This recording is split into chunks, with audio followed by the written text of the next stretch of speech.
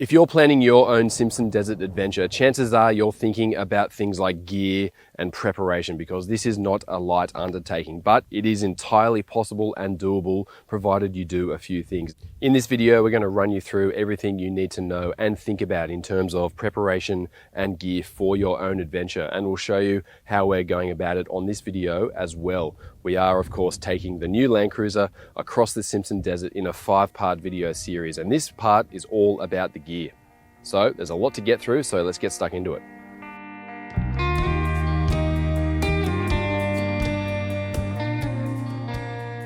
Firstly, some essential things that you cannot come in here into the Simpson Desert without.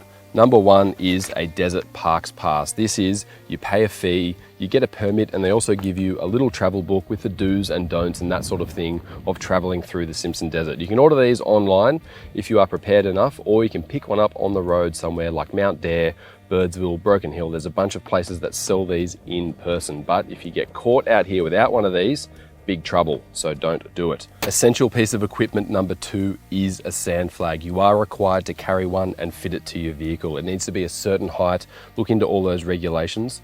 We've got a Bush Ranger 4x4 one fitted here onto the 300 series LandCruiser. Luckily, we have a bull bar to throw it on, so that is nice and easy. And what that is there for is a little bit of warning, because these deserts can get a little bit busy at times with vehicles, and if you're both coming over a sand dune in opposite directions at the same time, you can bump into each other. So that just acts as a little bit of warning, and you do need to carry one.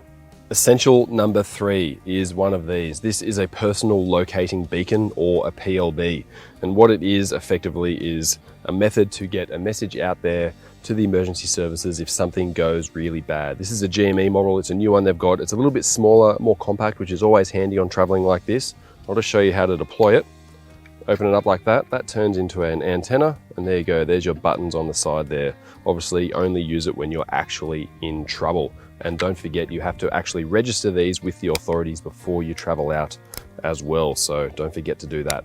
Next up is navigation and maps, because at the end of the day, you need to know exactly where you are, where you're going, and how far you need to go to your next destination. And we always travel with paper maps. I really like these because they don't run out of battery, they don't fail for some reason, as long as they don't get wet, I suppose, but they're always great for planning and just wondering what's going on. You can sit there and look at the map, you can figure out what's going on, but also we've got a HEMA HX2 navigator in this LandCruiser sitting there. We can use that to exactly pinpoint where we are and keep an eye on what's happening as well. And you can also get apps on your phone and that sort of thing. So it's quite easy to do, but for me, it is essential to have good maps and a good understanding of where you are. In terms of desert travel safety, here are our top tips for someone wanting to do this kind of travel themselves. First things first is to carry a PLB and make sure it's registered and ready to work in case you really need it. Travel with a good first aid kit, something that can handle things like snake bites and burns, and enroll in a first aid course before you leave so you know what to do in case of emergency. Fuel is another important consideration for desert travel, and it will vary depending upon your vehicle and how much fuel it uses and what conditions are like in the desert. In our case, we've got a 110 litre fuel tank in this LandCruiser 300 series. And if conditions are good, there is a chance that we might make it all the way across the desert without needing any extra fuel. However, carrying none extra in reserve would be folly. Conditions could be adverse, there might be multiple boggings and recoveries to take care of, and we could be using precious fuel on detours around sodden clay pans and rivers. Next up is a big one. It's recovery equipment. It gets a lot of people excited, and you can spend a lot of money getting kitted out. But before we get to the gear, there is one thing on your vehicle you need to talk about, and that is actual recovery points. Let's have a look on the front of this LandCruiser 300 series here. It's a little bit muddy down there, but you can see 2 red points on the front there. They are genuine accessories, and that is a rated recovery point for off-road use. So it's nice and burly, and you're not going to break that when you're actually using it, and it's also very safe. So if you don't have recovery points fitted front and back to your car, maybe you've got a tow bar at the back, that will work, but you do need ones on the front. Don't just use the tie down points, because they can break and they can be very dangerous. Now, what do you attach to said vehicle? You need recovery equipment. First port of call should be one of these bad boys. This is a recovery kit. This is an ARB one. I've also got a Bush Ranger one in the car as well, and that's just got all the basic stuff. So there's a snatch strap there, there's a winch extension strap, and there is also a small tree trunk protector.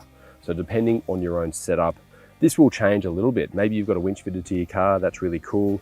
You'll have things like a snatch block, you might have an extra extension rope, something like that.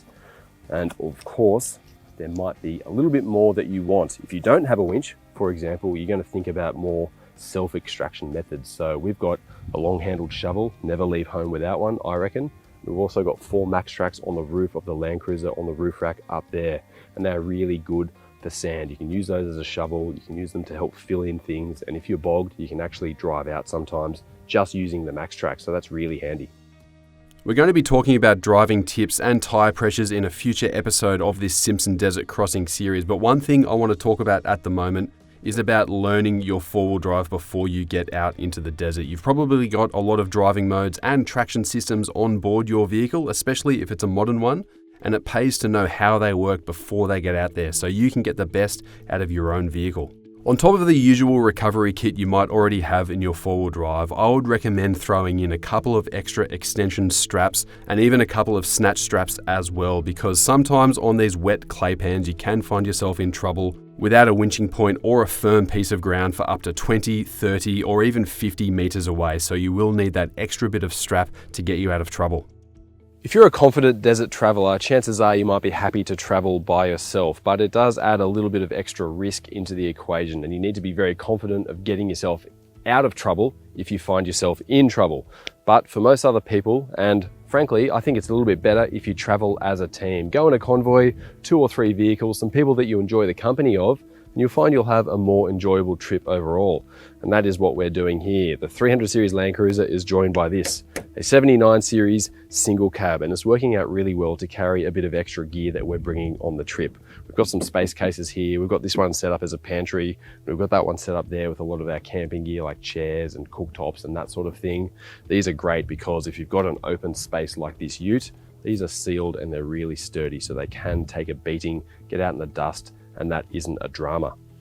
Now, one thing you also need to consider, and will bring me to my next point here, you will see a few jerry cans up the back there. Now, we've done the calculations on our trip here, and you'll have to do your own calculations for your own journey, but we've got 4 jerry cans brimmed with diesel, and we've figured out that that should be a safe amount for us to get across the desert. If you're doing desert travel, you're probably going to be very worried about tires. What if you get a puncture? What if you get all these flats and you're going to be stuck in the desert for days on end? I love desert travel a lot. It's very awesome, but it is a pretty safe thing to do as long as you take a few precautions. And what we've done here is carry a second spare wheel for both of our vehicles. So this 79 has an underslung spare. The 300 does as well, actually, but we've got extra spares mounted up on the headboard here. And on top of that, get yourself one of these bad boys. This is a tire repair kit. I'll just open it and show you what's inside.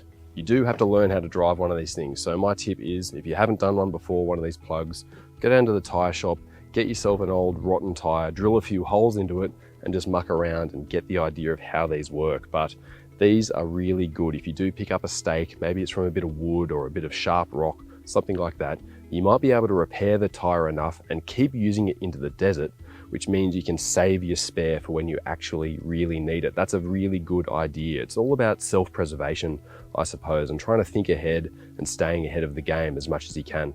Space is always going to be at a premium in desert travel, and the roads and tracks are very bumpy, so you need to pack food that packs down well and also travels fairly resiliently and doesn't get bruised up. We love things like wrap breads, avocados, zucchinis and carrots for trips like this because they seem to hold up a lot better than other foods.